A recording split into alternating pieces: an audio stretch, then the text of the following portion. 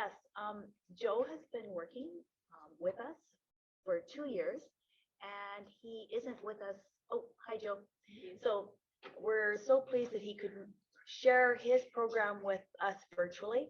I think that one of the things that Deb and I and the rest of the curriculum innovation team enjoy the most is his wonderful stories about the engagement. And when I was at Harwin for 3 days, I actually joined Joe and all the things he was doing with these young kids and found out I wasn't flexible enough to be his assistant. And that's all we'll say about that. So Joe, if you can unmute, or do I need to? You bet. I'm unmuted now. Other than my nasally voice, is my sound coming through okay? Yeah. Okay. Yeah, thanks for the opportunity to present virtually. I did fully intend to be there, but I'm unable to because of illness. But yeah, my name is Joe Flavo. I spent the last, the 16 years prior to joining Deb and Monica at Curriculum Innovations teaching physical education at PGSS before starting on this project. The project, the School Physical Activity, Physical Literacy, so SPA-PL project, is a provincially run, a provincial-wide project funded by the Ministry of Health. So it was born out of sort of a recognition of some of the sort of less than flattering statistics on the activity levels of school-age children. And I've cited on the slide, which I hope you can all see, the Participation Report Card on physical activity and children in Canada. And stats show that, that basically 1 in 5 or 20% of our children in Canada, school-age children, are getting 60 minutes of activity a day. 21%, so roughly the same amount, actually actively transport themselves to school, whether it's walking, biking, wheeling, what the case may be. In our schools currently, nationally, just under 40% of kids get 2.5 hours of dedicated PE time per week. I just cite there in Prince George, independent schools as well as public schools.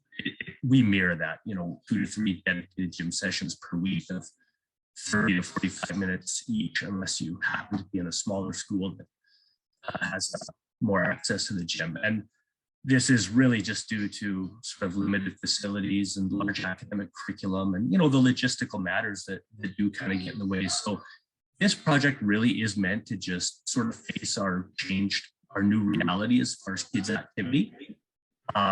There's many reasons for it. And yeah, so this project is fully intended to address that. Now, SPA-PL, addressing current activity levels, as I mentioned, it is a program that's funded by the Ministry of Health provincially.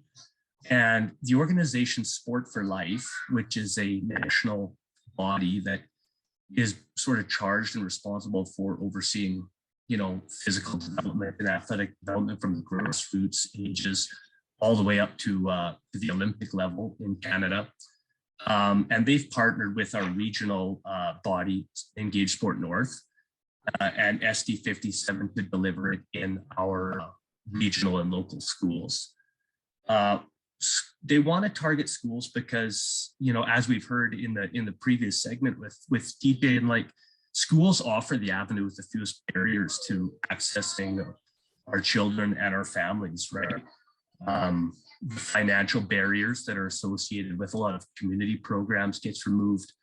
Our schedules are built around our work schedules, our school schedules, and our kids are already there. And transportation is not really a big barrier because kids who live in rural areas are bused to schools. Children without transportation probably live in neighborhood schools that they can walk to or be taken to. So schools really do offer the least or the fewest barriers to accessing this program. The general objectives is really to embed physical activity into multiple aspects of the school environment. We mentioned the logistics around accessing gym time. So how can we find other avenues to build that into our daily activities in the school environment? on a one-on-one perspective with the educator, we want to build the confidence and the capacity of educators to deliver well-rounded programming. Teachers are like anyone else, come from a wide range of backgrounds, language, arts, athletes, non-athletes, what have you. And so let's build up the confidence of these educators to deliver well-rounded programming with their classes. And then, of course, the program provides a lot of resources to support educators in that through the program and the website associated with that. Next slide, please, Monica. So this is a just sort of a one-page snapshot. It's an overview of the program in a nutshell. This is my day-to-day, and there's 8 different themes that are prescribed, but what that looks like for each educator that I work with is very different.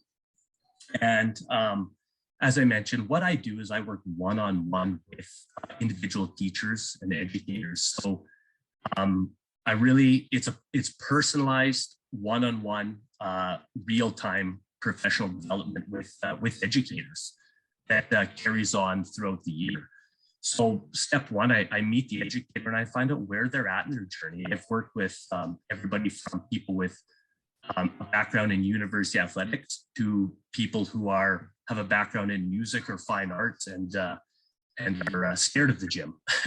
So really my job is to meet the individual educators where they're at, find out what their comfort level is, and really what they're looking to get out of the program as far as developing their sort of confidence and abilities in the gym. Part of our programming is also focuses on assessment. Once upon a time, it was a very sports-based, skill-based physical education program. Now we recognize that sports isn't the only avenue to physical activity and physical health. And so we're open up to the fundamental movement skills to run, jump, throw, balance that's needed in all walks of life, whether a hiker, we watch a presentation on outdoor education, hiking through the forest, being in the mountains, being physically capable to carry out daily tasks, projects, and the trades and such. So really not looking at assessing or developing sport skills, but movement skills for everyday life as well as sports. Physical literacy in the gym. As I mentioned, in a lot of cases, schools only get 2 to 3 dedicated gym sessions a week. So how can we get the most out of that? How can we develop a well-rounded program that includes all of those fundamental movement skills within the limited time we have? And how can we use the space and the equipment in a way that maximizes activity in the class? A traditional sport like basketball, volleyball, which are mainstays in a lot of school activity programs, are traditionally, 5-on-5 games where half the class or 2/3 of the class might be waiting in a turn. So how can we structure things in the gym to make sure we have most kids moving as much as possible? On those days where we don't have access to the gym, on those days where in our northern climate, you may have an indoor recess because of freezing temperatures, a lot like today. How can we build movement and activity into the classroom setting without sort of compromising or losing time from the academic demands of the classroom? How can we link movement to numeracy and movement to literacy? And we've got some great activities that kind of marry those two together, because in our curriculum, we are mandated to provide 30 minutes of daily physical activity within our educational programming, and also include development of the 5 fundamental movement skills. So that helps in that regard. Physical literacy in the hallways, even just, instead of walking down the house, finding ways to use the movement stickers and the sensory hallways to have kids, accumulate more movement within the day.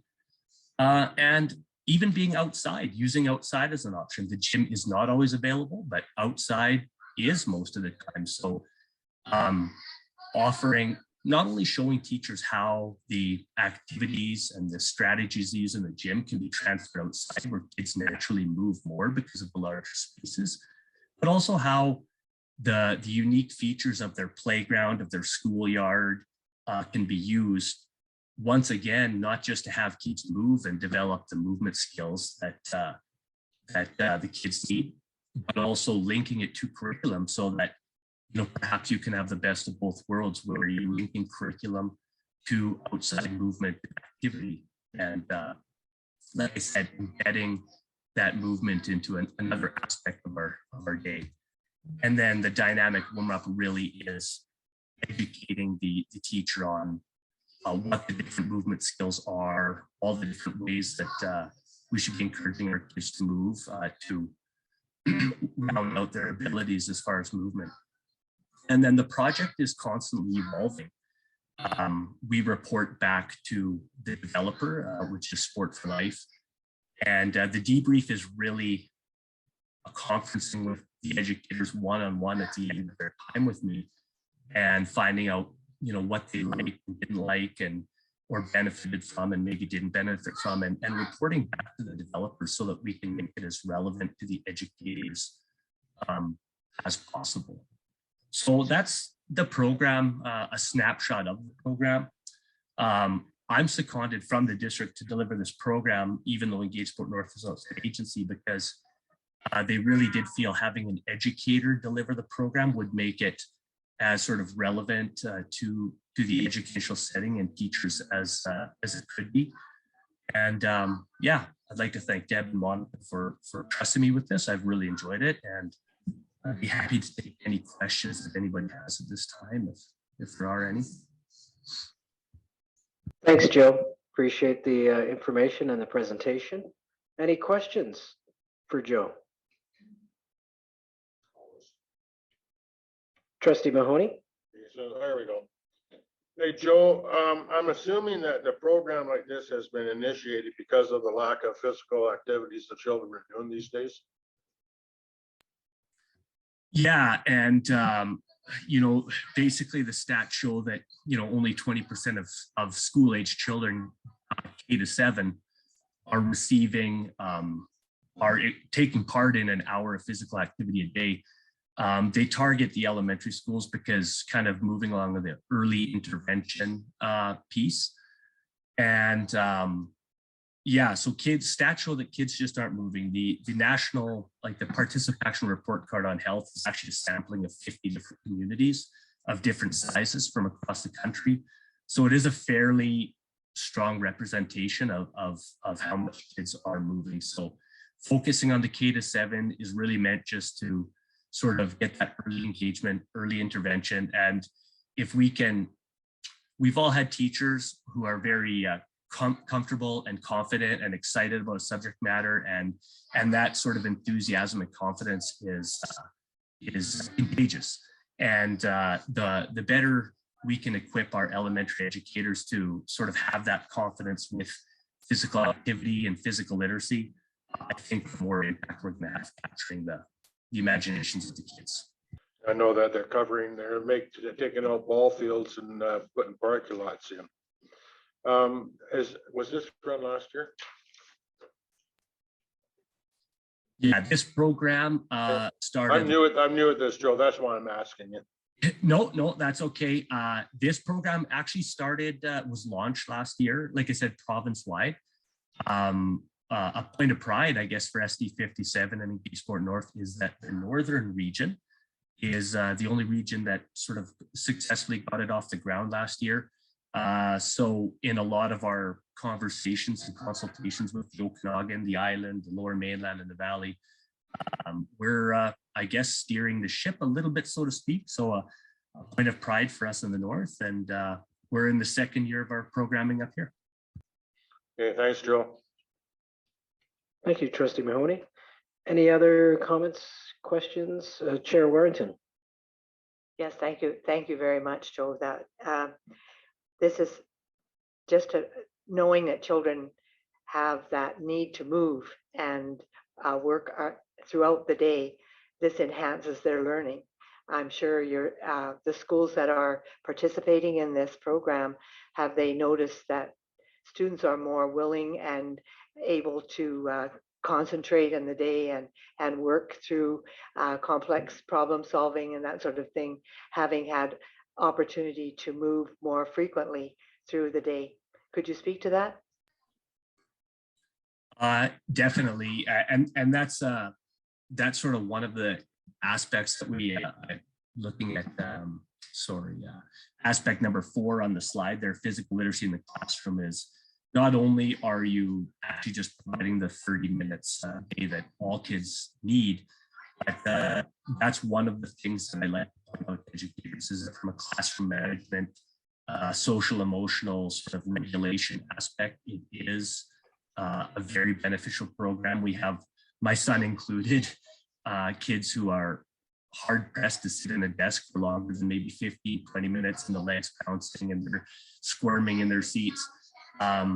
We talk about, in my work with educators, that building movement into the transitions from one subject to another, and standing up, 3 to 5 minute activity break, reset the body and the mind, sit back down and continue. So I do emphasize its value as a classroom management tool, as a learning tool for our busy children, our busy students. And I show them strategies to link it to curriculum. Perhaps use it to review a lesson you just taught, or review a lesson that you taught the day before leading into the next one. So, and also the resources that go with that are attached to the website that our program offers. So, yeah, an excellent point, and something that teachers have definitely found valuable, especially at the younger ages. Thank you. Just before we get Trustee, I see Trustee Thompson. Go ahead. I applaud this this program. I was late to physical literacy because I didn't have confidence in myself. In high school, I played tennis and ran a track, and that sort of woke me up a little bit. My concern about today, the world today, is that the screens have taken over. Cell phones, tablets, laptops, and the kids play games where the character on the screen is very physically active, but they're not. So I'm grateful for this, and I think generally, societally, it will improve health outcomes if we can get the generations to start moving again, and seeing that there is actual fun to be had outside, not just sitting in your gaming room. So I support this 100%. I think it's great. Trustee Mahoney, go ahead. I did have a question, but Bob sort of wrapped it up for me there, Joe. I did ask Ron, I wasn't sure if it was in all schools, elementary, high schools. I wasn't sure where this was, and I got the answer. And anyway, I think this is a very worthwhile project, and I wish you all the luck. Thank you very much. Fantastic. Thank you, Joe, for the presentation and the information. And